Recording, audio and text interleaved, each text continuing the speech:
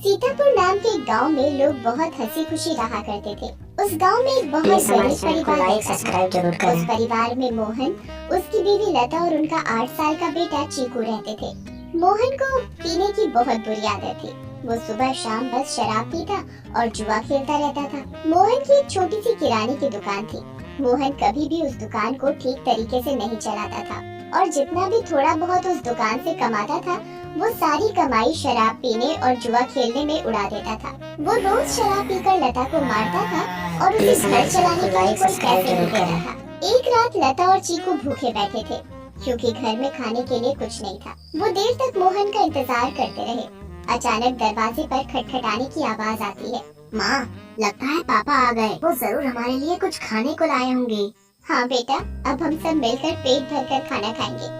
लता जल्दी से दरवाजा खोलने जाती है। जैसे ही वो दरवाजा खोलती है तो देखती है कि मोहन के दोस्त मोहन को पकड़कर खड़े हैं और मोहन नशे की हालत में है। अरे भैया, इतनी रात को आप लोग? अरे भाभी जी क्या बताएं, आज तो मोहन ने हद ही कर दी। इतनी शराब पी रखी थी कि इसे इतना भी होश नहीं था कि ये कहाँ पड़ा है। हम इसे चौराहे पर से उठा कर लाए हैं। अगर कोई गाड़ी वाला कुचल जाता तो बताओ आप लोगों की तो जिंदगी खराब हो जाती। हाँ भाभी जी, बस आप लोगों का सोचकर हम इसे यहाँ ले आए, वरना तो इसका सबके साथ ऐसा व्यवहार है कि कोई इसकी मदद ना करे। मोहन के दोस्त मोहन को कमरे में ले जाकर लेटा देते हैं और वहाँ से चले जाते हैं। बेटा चीकू, आज हमें फिर से भूखा ही सोना पड़ेगा।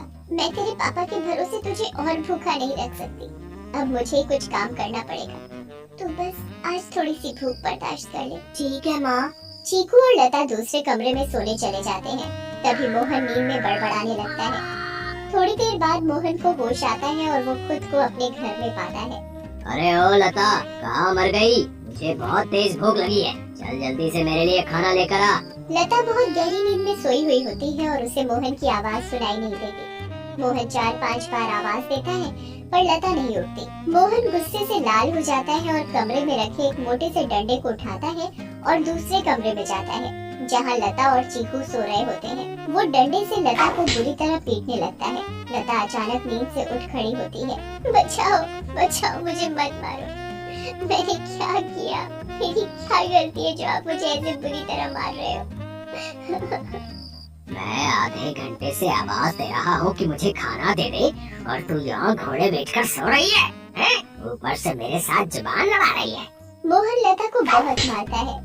आवाज सुनकर चीकू भी नींद से उठ जाता है। वो अपनी माँ को बचाने की बहुत कोशिश करता है पर मोहन किसी की नहीं सुनता और लता को बहुत मारता है। अगली सुबह जब लता उठती है तो उसे बाहर कुछ शोर सुनाई देता है।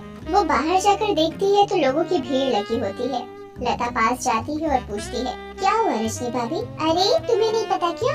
क्या नहीं पता, बताओ क्या हुआ? यही कि चंपा के पति को कल रात एक चुड़ैल उठाकर ले गई। क्या? ये कैसी बातें कर रही हो भाभी आप? चुड़ैल वुड़ैल कुछ नहीं होता। आप भी किसी की बातों पर यकीन कर रहे हो।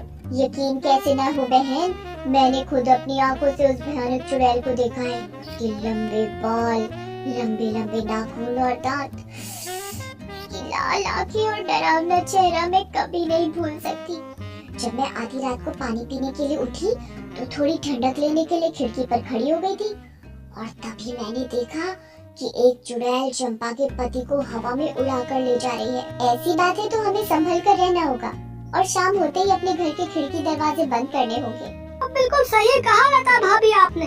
सब अपने घर चले जाते हैं।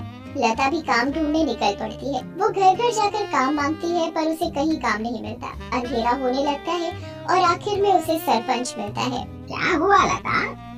बड़ी परेशान दिख रही है। बस क्या बताऊं सरपंच जी, चीकू के पापा का तो सभी को पता है कि वो ठीक से कमाते तो है नहीं और जो कमाते हैं उसे दारू में उड़ा देते हैं। इसीलिए मैं ही काम ढूंढ रही हूँ ताकि अपना और अपने बच्चे का पेट भर सकूं। ऐसी बात है तो मेरे पास एक काम है। मेरी माँ बहुत बड़ी हो गई है और बिल्कुल चल फिर नहीं सकती। मैं उनकी देखभाल के लिए किसी को देख रहा था, पर अगर तुम चाहो तो तुम ये काम कर सकती हो। मैं तुम्हें महीने के 2000 रुपए दूंगा। आपका बहुत बहुत धन्यवाद।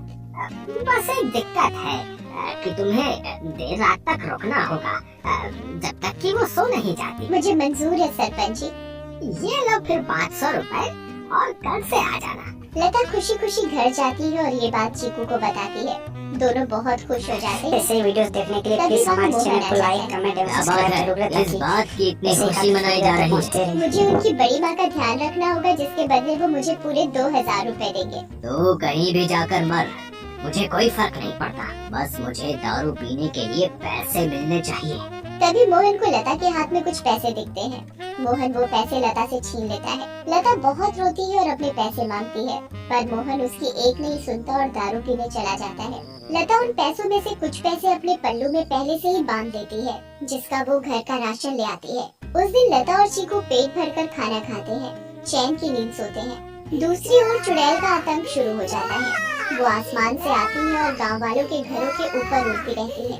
वो कभी किसी के घर के ऊपर तो कभी किसी और के घर के ऊपर अपने शिकार की तलाश में उड़ती रहती है। अब मैं अपना शिकार करूंगी। किसको लेकर जाऊँ आज अपने साथ? किसको? जो भी हमारे इस वीडियो को बहुत देखने देर तक बड़े चुड़ैल छोटे को कोई प्लीज हमारे दिखाई चैनल को नहीं देता। सब्सक्राइब कर ले प्लीज। लगता है इस गांव के आदमी बहुत चालाक हो गए। अब उन्होंने रात को निकलना ही बंद कर दिया। अगर ऐसा रहा तो मैं अपना शिकार कैसे करूंगी? किसको लेकर जाऊं अपने साथ? किसको लेकर जाऊंगी अपने साथ? तभी भोला रात को घर के बाहर आता है और रस्सी पर सूख रहे कपड़े उतार कर इकट्ठे करने लगता है। चुड़ैल की नजर भोला पर पड़ती है। मिल गया मेरा शिकार। चुड़ैल भोला पर हमला करती है। वो उसे एक हाथ से पकड़ती है और अपने साथ हवा में उड़ाकर ले जाती है। बचाओ, मुझे छोड़ दो, जाने दो मुझे। तू तो मेरा आज का शिकार है। ऐसे कैसे छोड़ दूं? तभी भोला की बीवी बाहर भोला को देखने आती है। उसे भोला घर के बाहर कहीं नहीं दिखता, पर फिर उसकी नजर ऊपर जाती है और वो देखती है कि चुड़ैल उसके पति को लेकर जा रही है। रेखा ये सब देखकर बेहोशी हो जाती है और सुबह जाकर उसे होश आता है। होश आते ही वो अपने पति को हर तरफ ढूंढने लगती है, पर वो कहीं नहीं मिलता। वो यहाँ वहाँ पागलों की तरह भागती है और चिल्ला रही है। तभी गांव के लोग इकट्ठे हो जाते हैं। क्या हुआ रेखा भाभी? अगली सुबह जब लता उठती है तो उसे फिर से घर के बाहर कुछ लोगों का शोर सुनाई देता है। लता बाहर जाती है। क्या हुआ रजनी भाभी, आज किस बात का शोर हो रहा है? अरे लता, कल रात चुड़ैल रेखा के पति को उठाकर ले गई। रेखा का तो रो रो कर बुरा हाल है, बेचारी रेखा भाभी। पर मुझे ये समझ नहीं आ रहा कि वो चुड़ैल हर रात किसी के पति को ही क्यों उठाकर ले जाती है। सही कहा लता भाभी, हमें इस बात का जल्द से जल्द पता लगाना होगा। सभी लोग मिलकर एक तांत्रिक के पास जाते हैं और सारी बात बताते हैं। मैं अभी पता लगाता हूँ कि ये चुड़ैल चाहती क्या है। ओम ह्रीं क्लीं चामुंडाय विच्चय नमः। ओम ह्रीं क्लीं चामुंडाय विच्चय नमः। तांत्रिक ध्यान लगाता है और उसे वो चुड़ैल दिखाई देती है। ये कोई साधारण चुड़ैल नहीं है, बहुत खतरनाक चुड़ैल है। इसे कब्जे में करना या खत्म करना मेरे बस की बात नहीं। पर हाँ, एक बात मुझे पता चली है कि ये बस आदमियों को ही नुकसान पहुंचाती है। इससे औरतों या बच्चों को कोई खतरा नहीं और इसकी शक्तियाँ रात को ही काम करती है। दिन में ये हम लोगों की तरह एक मामूली इंसान जैसी बन जाती है। बस मैं अपनी तांत्रिक विद्या से इतना ही पता लगा पाया हूँ। सब लोग अपने अपने घर चलने लगते हैं। तभी लता बोलती है, मेरे पास एक सुझाव है, अगर वो काम कर जाए तो। वैसे आप लोग मेरी बात सुनकर हंसेंगे, पर इसके अलावा कोई और तरीका नहीं दिख रहा इस चुड़ैल से बचने का। भाभी आप बताओ तो सही। पता चला अगला नंबर मेरा ही है। मैं अभी मरना नहीं चाहता। अंधेरा होने के बाद अगर सभी आदमी औरतों का भेष बनाकर रहे तो वो चुड़ैल किसी भी आदमी को औरत समझकर नहीं लेकर जाएगी। लता की बात सुनकर सब हंसने लगते हैं, पर बाद में सबको लता का ये सुझाव सही लगता है और सब अपने अपने घर चले जाते हैं। लता भी अपने घर चली जाती है। वो मैं कह रही थी कि गांव में चुड़ैल का आतंक बहुत बढ़ रहा है। वो हर रात एक आदमी को ले जाती है। तो गांव वालों ने तय किया कि सब आदमी अंधेरा होते ही औरतों के कपड़े पहन लेंगे ताकि वो चुड़ैल उन्हें औरत समझकर छोड़ दे। तेरा दिमाग तो ठिकाने है या पागल हो गई है? मैं बेवकूफ ही होगा जो ऐसा करेगा। मोहन लता की एक नहीं सुनता और चला जाता है। लता भी सरपंच के घर उनकी माँ की देखभाल के लिए चली जाती है। लता का पूरा दिन बहुत अच्छे से निकलता है। फिर रात हो जाती है और लता अपने घर के लिए निकल पड़ती है। दूसरी ओर गांव के सभी आदमी अंधेरा होते ही औरतों का भेष बना लेते हैं। लता जब अपने घर वापस जा रही होती है तो उसे आसमान से चुड़ैल आती दिखती है। लता बहुत डर जाती है और पेड़ के पीछे छुप जाती है। तभी वहाँ से मोहन गुजर रहा होता है। हे भगवान, अब मैं क्या करूँ? अब तो ये चुड़ैल इनको ले जाएगी, मैं इनको कैसे बचाऊं? मिल गया मुझे मेरा शिकार। चुड़ैल उड़कर मोहन को पकड़ लेती है। बचाओ बचाओ, कोई मुझे इस चुड़ैल से बचाओ। चुड़ैल मोहन को लेकर हवा में उड़ने लगती है। तभी लता दौड़ कर आती है और चुड़ैल का पैर पकड़ लेती है। चुड़ैल लता को देखकर वापस जमीन पर उतर जाती है। ए पागल औरत, छोड़ मेरा पैर और ले जाने दे मुझे इस आदमी को, ये मेरा शिकार है। नहीं, मैं तुझे नहीं छोड़ूंगी। मैं तुझे अपने पति को नहीं ले जाने दूंगी, चाहे इसके बदले मुझे अपनी जान ही क्यों न देनी पड़े। चुड़ैल बहुत कोशिश करती है पर लता उस चुड़ैल के पैर को नहीं छोड़ती। छोड़ मेरा पैर, मेरी पायल टूट जाएगी। दूर रह मेरी पायल से, मेरी पायल मेरी जान है। इस चुड़ैल को आखिर इतना क्यों प्यार है इस मामूली सी पायल से, और ये ऐसे क्यों बोल रही है? कहीं इस पायल में ही तो इसकी जान नहीं। मुझे इस पायल को तोड़ देना चाहिए। लता उस पायल को तोड़ देती है। चुड़ैल आग में जलने लगती है। ये तूने क्या किया? मेरी पायल में ही मेरी जान थी और तूने वही तोड़ दी। चुड़ैल उस आग में खत्म हो जाती है। मुझे माफ कर दो लता, मैंने हमेशा तुम्हें मारा पीटा और आज तुमने ही मेरी जान बचाई। उस दिन के बाद से मोहन बदल जाता है।